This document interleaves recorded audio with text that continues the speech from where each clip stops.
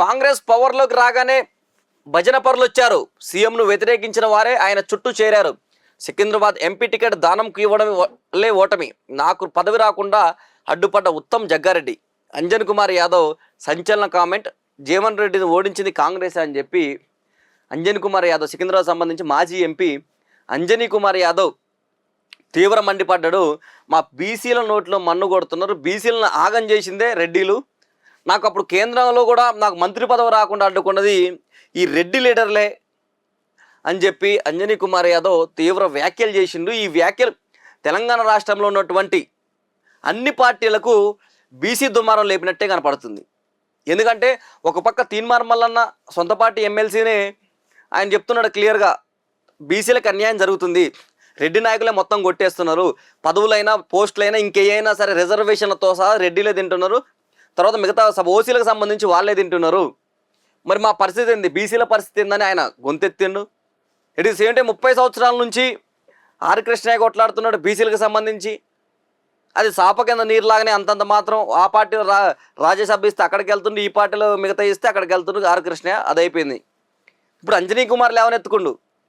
మొన్న రీసెంట్గా మహేష్ కుమార్ గౌడ్ బీసీల నెక్స్ట్ బీసీ సీఎం అని చెప్పి ఆయన క్లియర్గా ప్రకటించడం జరిగింది.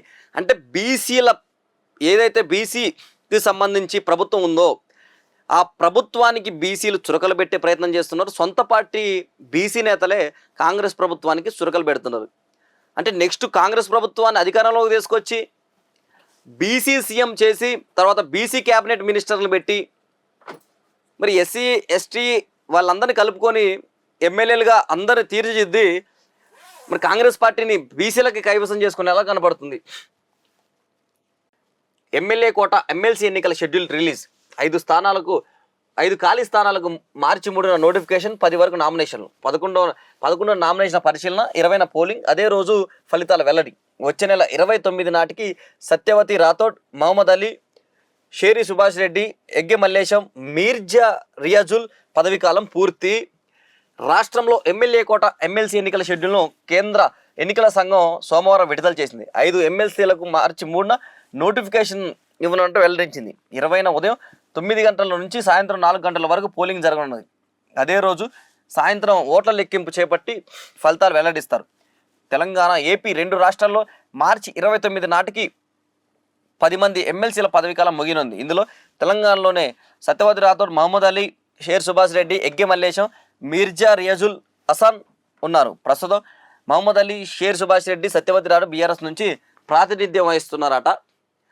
ఇక ఎమ్మెల్యే కోటాలో ఎమ్మెల్సీ ఎలక్షన్స్ ఉన్నాయి. ఈ ఖచ్చితంగా 5కి 5 కాంగ్రెస్ పార్టీ కైవసం చేసుకునే అవకాశం ఉంది. ఆల్రెడీ ఇప్పటికే ఫైరోలు మొదలుపెట్టిరట. మరి ఈ ఎమ్మెల్సీ ఎన్నికల్లో అద్దంకి దయాకర్ పేరు మాత్రం కీలకంగా వినపడుతుంది. అద్దంకి దయాకర్ ఒక్కడి పేరు బయటికి రిలీజ్ చేసిరు. ఈయన ఖచ్చితంగా ఇవ్వాల్సిందే. తెలంగాణ రాష్ట్రం కోసం పోరాడిండు. కాంగ్రెస్ పార్టీ కట్టు బానిసగా కాంగ్రెస్ పార్టీకి అందరూ పార్టీలు మారుతున్నా కూడా పార్టీ మారకుండా కాంగ్రెస్ కోసం నిలబడ్డాడు. అలాంటి వ్యక్తికి మనం ఇంతవరకు సంవత్సరాల దావా వస్తుంది.